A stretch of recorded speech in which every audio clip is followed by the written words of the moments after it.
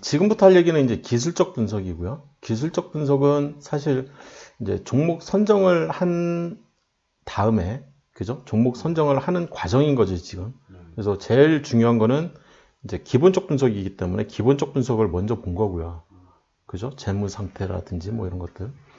그 다음에 중요한 거는 이제 심리적 분석이기 때문에 또 심리적으로 저점인 상태가 뭔지, 그 다음에 어떤 종목이 뭐 거래량이 좀 부족한 그런 종목들은 초보가 건들기에는 쉽지 않으니까, 그리고 또 여윳돈으로 해야만 하는 그런 것도 있고, 그리고 이제 뭐 세력들 간략하게 이제 기관이나 외국인이 쌍매도하는 종목들은 안 건드리는 게 좋다. 네, 그런 정도 얘기를 언급을 드렸었죠. 지금부터 하는 거는 이제 기술적 분석. 기술적 분석이라고 하면 이제 보통 일반적으로는 이 기술적 지표에 나와 있는 얘네들을 전부 다 얘기를 하는데, 그래서 이제 추세 지표, 추세 지표들 중에서는 이제 ADX, CCI, 뭐 DMI 뭐 되게 많죠. 많은데 그 중에서도 이제 저희 쪽에서 이제 얘기를 하려고 하는 거는 이 MACD가 되는 거죠. MACD. 그 다음에 이제 이 변동성 지표라든지 아니면 모멘텀 지표라든지 뭐 이런 것들이 있는데, 이런 것들 중에서 저희는 이제 스토캐스틱 슬로우 얘를 선택을 한 거죠. 모멘텀 지표로. 그 다음에 이제 강도 지표로 선택을 한 게, OBV 예전에 이제 한번 썼던 적이 있지만 지금 이제 안 쓰고 있고, 사실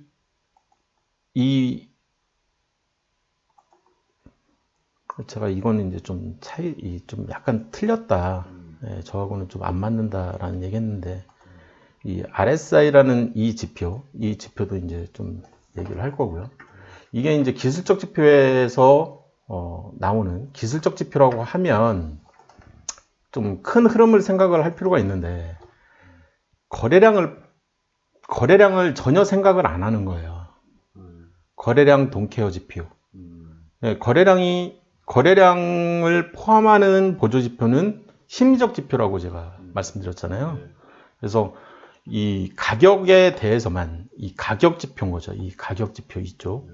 이 가격 지표에 대해서만 얘기를 하려고 하는 게, 이제 이 RSI 수식을 봐도 이 가격 디펜던시만 따지는 게 되는 거고, 이 추세 지표에 있는 이 MACD도 이 가격 연동 지표인 거죠. 이 가격 이동 평균이라고 보시면 돼요. 그래서 그걸 뭐 지수로 하든 날짜를 26일을 하든 뭐 29일을 하든 뭐 이거는 이제 또 다른 얘기가 되는 거고,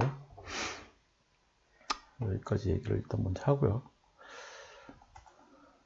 그래서 지금 이제 시작을 하려고 하는 게, 왜 우리는 기술적 지표를 얘네들을 보냐, 이 MACD, 스토캐스틱, RSI만 이제 생각을 하려고 하는 거예요. 여기에 이제 물론 이제 나중에 이평선 정배열이라든지, 거기서 정배열이라고 하면 21선과 61선만 보는 거죠. 5일선이나 뭐 다른 121선이나 181선이나 이런 정배열을 보는 건 아니고요. 그 다음에 이제 기술적 지표 영문에서 보는 거와 이 저희가 보려고 하는 거에 그 차이점이 뭔지 좀 이해를 어느 정도 할 수 있어야 되고요. 그거에 대한 설명을 심리적 분석 같은 경우에는 좀 자세하게 많이 해드렸죠. 그 다음에 이제 그 영문에 나오는 이 기술적 지표도 틀릴 가능성이 있기 때문에 눈으로 직접 확인하는 과정인 거죠. 증권통이라는 앱을 통해서. 그러니까 이거는 모바일인 거죠, 모바일. 그리고 얘는 HTS, 그 노트북이나 이 데스크탑 같은 경우에 설명을 하려고 하는 거죠.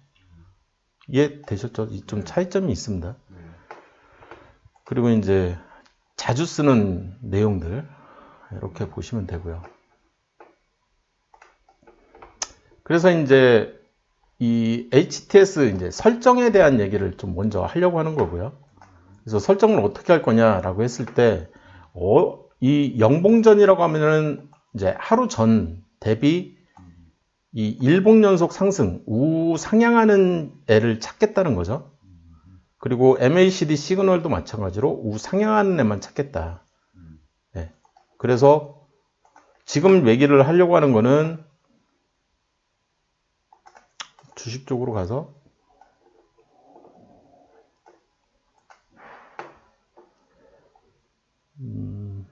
조건 검색인 거죠.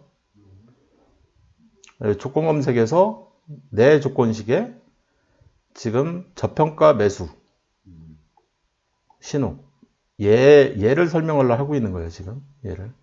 그래서 이 기본적 분석은 지난번에 했던 거고 심리적 분석도 했던 거고 지금은 이 밑에 있는 이 P조건식 얘부터 이제 생각을 하려고 하는 거죠. 그래서 영봉전 기준으로 일봉연속 상승이라고 하면 오늘 날짜 기준으로 어제 대비 일봉연속 상승을 하는 거를 MACD 단기 12, 26을 보겠다는 거예요. 그러니까 MACD 그 차트 있잖아요.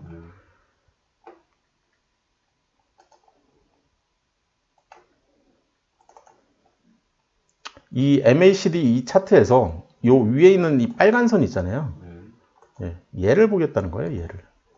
이 빨간 선을. 이 위에 있는 이 빨간 선. 빨간 선이 이 MACD고 이 밑에 있는 이 좀 보라색이 이제 시그널 선이거든요. 그래서 MACD가 우상향을 하는 구간을 찾겠다는 거죠. 여기서부터 이렇게 요 구간인 거죠. 그리고 여기서부터 이렇게 해서 우상향하고 있으니까 여기까지인 거죠. 근데 보면은 MACD 시그널도 우상향하는 구간을 찾는 거기 때문에 여기서부터 이렇게 해서 계속 우상향이 쭉 되고 있는 거죠. 이만큼이. 그거를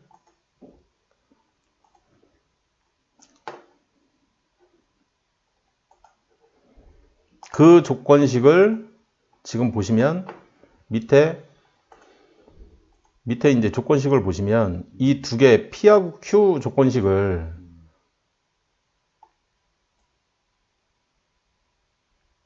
AND로 묶어놨죠. 네. 그러면은 이제 교집합이 만들어지는 거죠. 그죠? 교집합. 그래서 교집합으로 이제 생각을 하겠다. 근데 사실 좀 더 이렇게 얘를 좀 더 폭넓게 생각을 해도 큰 무리는 없어요. 이거를 오화 조건식으로 만들어놔도 이 AND로 놓으면은 더 빡세지는 거죠. 어떻게 보면 이렇게 이해를 하시면 될 것 같고요.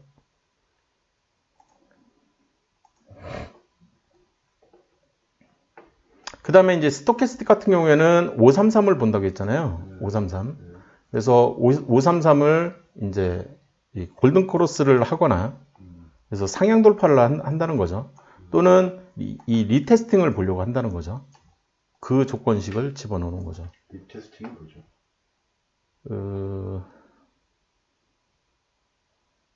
리테스팅이라고 하는 거는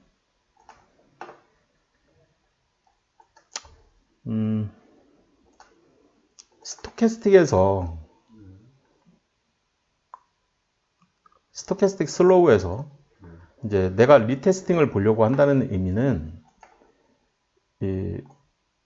이렇게 딱 꺾이잖아요. 얘가 리테스팅인 거예요. 이렇게 상향 돌파가 이렇게 되는 게 아니라 얘는 이제 상향 돌파잖아요. 여기는 이렇게 상향 돌파를 하고 있잖아요. 요 지점에서 여기도 얘가 이제 상향 돌파인 거고 얘가 리테스팅인 거예요. 꺾이는 게.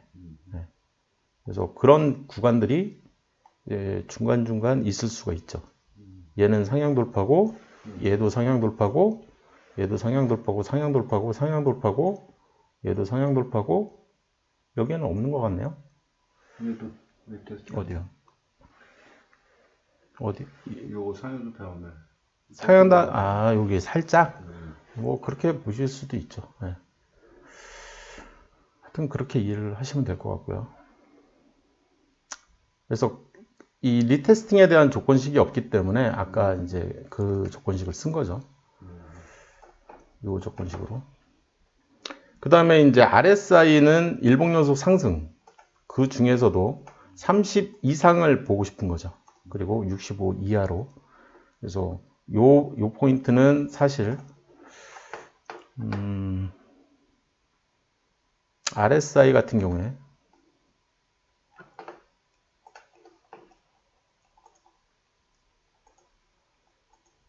RSI 조건식을 볼 때 30 이상을 보겠다고 했잖아요. 요 밑으로는 안 보겠다. 요 밑으로는 안 보겠다.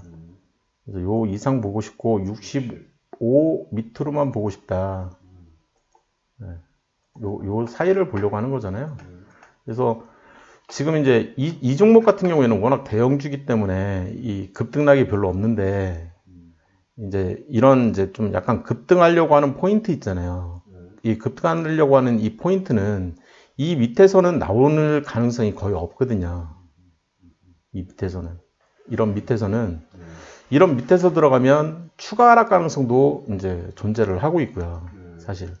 그래서 얘보다는 사실 뭐 35 정도를 잡는 게 오히려 더 낫긴 하는데 조건 검색에 아까 조건 검색식에 지금 다시 한번 볼게요.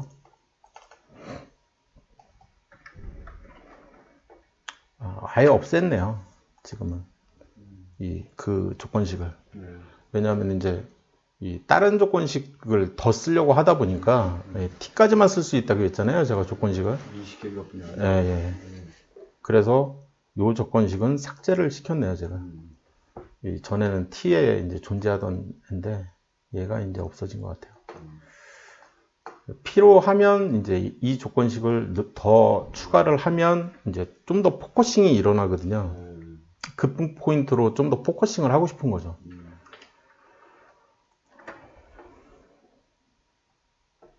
그래서 이제 MACD 어떻게 이제 설정을 할 거냐라고 했을 때 조건식 밑에 MACD를 치면 이제 튀어나오는 거죠.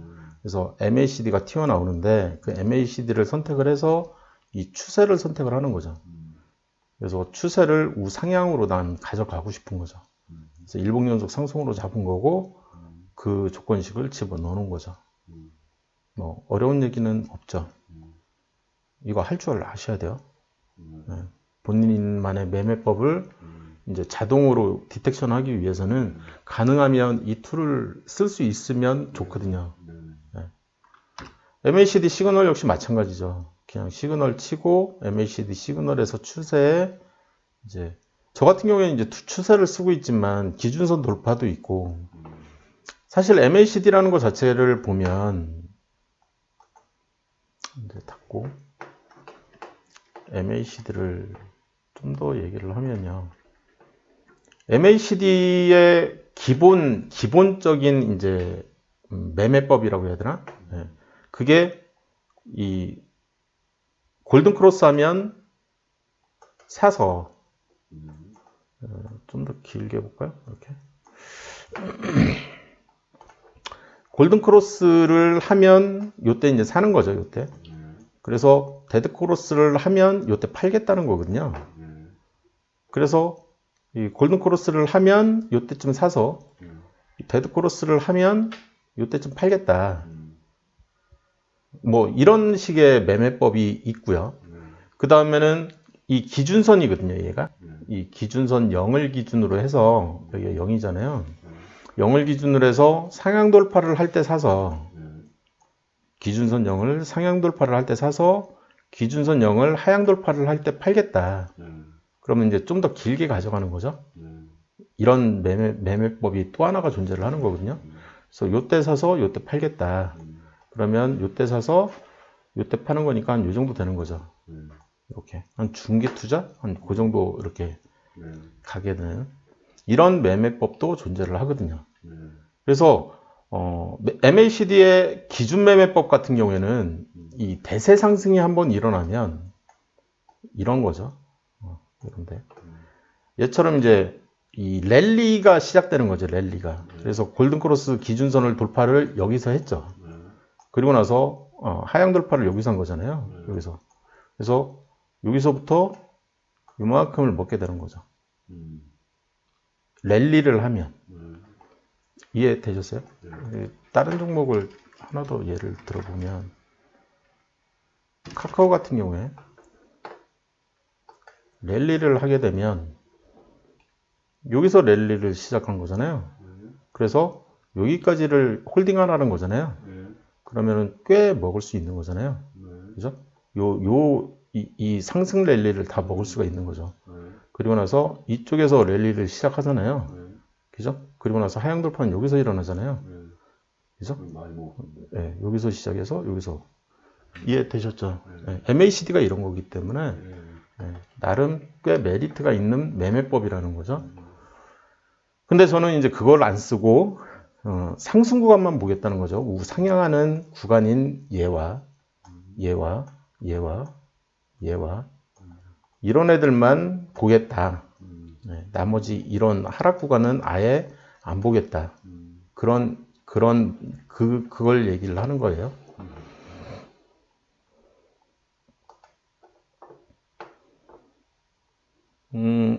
MACD는 무진장 중요합니다. 이 제 매매법에서 무진장 중요하기 때문에 스텝 2에서 훨씬 더 많은 내용들을 다뤄요. 지금은 이제 이 정도로 끝내지만 굉장히 중요합니다. 다른 건 다 몰라도 MACD는 무조건 알아야 돼요. 기술적 분석에서는.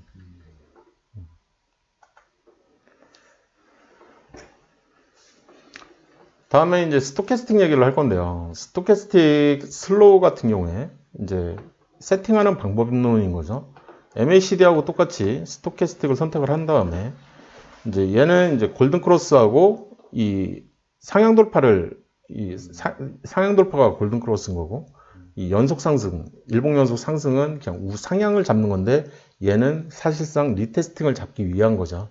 그래서 이 두 개의 조건식을 5화로 이제 묶어 놓은 거죠. 그래서 이 조건 검색에서 내 조건식에 아까 이제 저평가 매수 신호 얘를 보는 건데 이 상향 돌파와 지금 일봉 연속 상승 이 두 개를 썼잖아요. 네, 그래서 전에는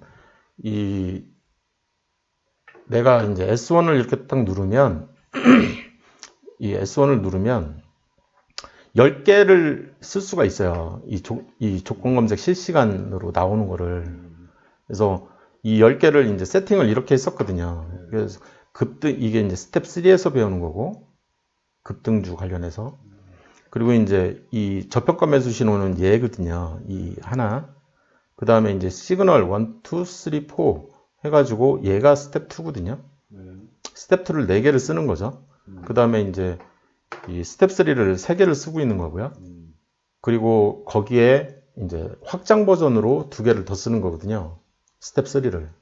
그래서 스텝 3는 총 5개를 쓰고 있는 거예요. 스텝 1, 2, 3 공통도 나오네요. 공통이 없어요. 안 보이네요. 공통이라는 거는 내가 눈으로 직접 찾아낼 수밖에 없어요.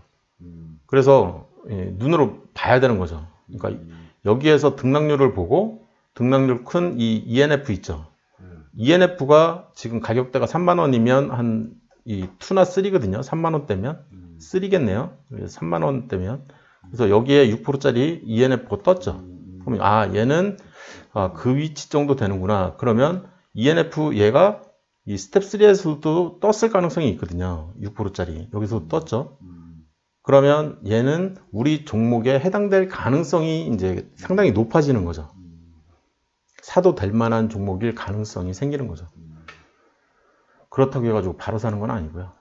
어찌됐든 지금 제가 얘기를 하려고 하는 거는 이 내용이 아니라 이 스텝 안을 원래는 2개를 썼었어요. 2개를 쓰고 있다가 얘하고 얘를 이제 포함을 시키면서 얘의 비중을 낮춘 거죠. 중요도가 낮으니까. 지금은 이쪽은 그냥 참고용 정도밖에 안 쓰고 있거든요. 지금은 이쪽 이 위에 있는 5개의 의존도가 훨씬 더 커요. 지금 제 매매하는 이 거래 대상 종목들은 전에는 이제 이쪽에 뜬 애들도 이 밑에 5개의 뜬 애들도 일부 포함시켜서 하고 막 그랬었거든요. 근데 지금은 아예 안 하고 있거든요. 이쪽은 참고로만 하고 ENF 얘 괜찮나 보다 이런 용도로만 쓰는 거죠. 이해되셨죠? 네.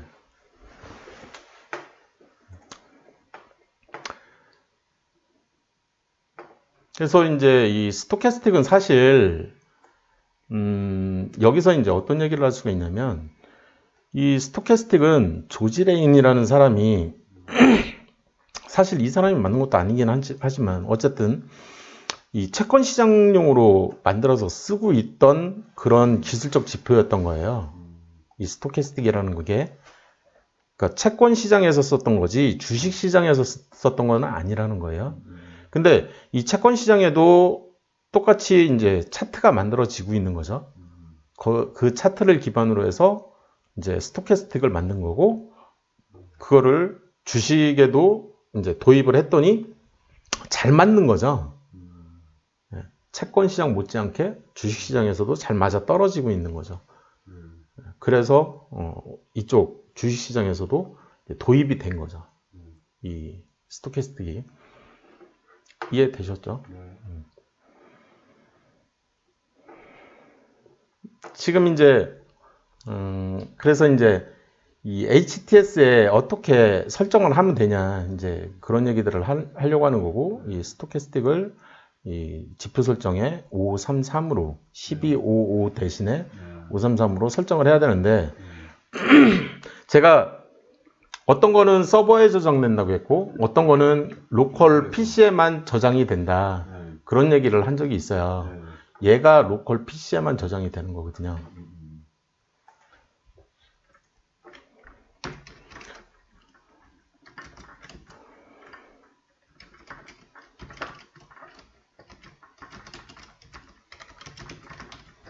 그러면 이 PC가 바뀌면 또 세팅을 다시 해야 되는 거는 어쩔 수 없는 거라는 거죠.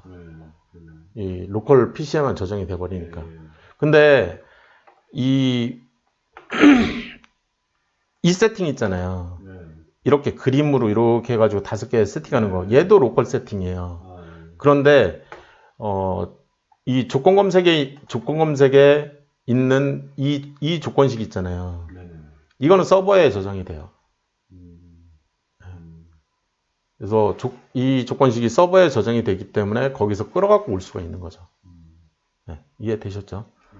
그래서 제가 이제 이거는 이제 비공개로 제 아이디를 공개하면 안 되기 때문에, 그래서 비공개로 이제 제가 세팅은 다 해드릴 거예요. 이거는 로컬에 해당되는 거는 이제 본인이 이제 직접 하셔야 되는 거고요. 그렇게 하시면 되고.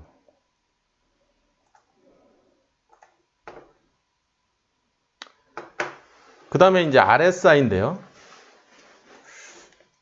RSI는 사실 이제 양봉이냐, 뭐, 그거를 보려고 하는 거거든요. 그래서, 가능하면 첫 번째 양봉이나 아니면 두 번째 양봉에서만 진입을 하셨으면 좋겠습니다. 그 얘기예요. 이 RSI에서 보려고 하는 거는. 그래서 세 번째 양봉이나 네 번째 양봉은 너무 단기적으로 많이 오른 것처럼 느껴진다. 예를 들어서 이 첫 번째 양봉이잖아요. 얘가 두 번째 양봉이고, 그 이유는 이제 좀 조정받거나 아니면 하락하거나. 그러니까 첫 번째 양봉, 첫 번째 양봉, 첫 번째 양봉, 첫 번째 양봉, 두 번째 양봉, 첫 번째 양봉, 두 번째 양봉. 이 세 번째 양봉에서 들어가는 거는 비추. 이해되셨죠? 무슨 얘기를 하고 싶은 건지. 지금 그 얘기를 하는 데가 첫 번째 여기입니다. 양봉에 들어가는 걸 양봉을 봤으니까 그 양봉이 뜬 그 날도 있고 그 다음 날도 되네요. 첫 번째 양봉이거나 또는 두 번째 양봉이니까. 그게 이제 단기 저점이라는 거죠. 단기 저점.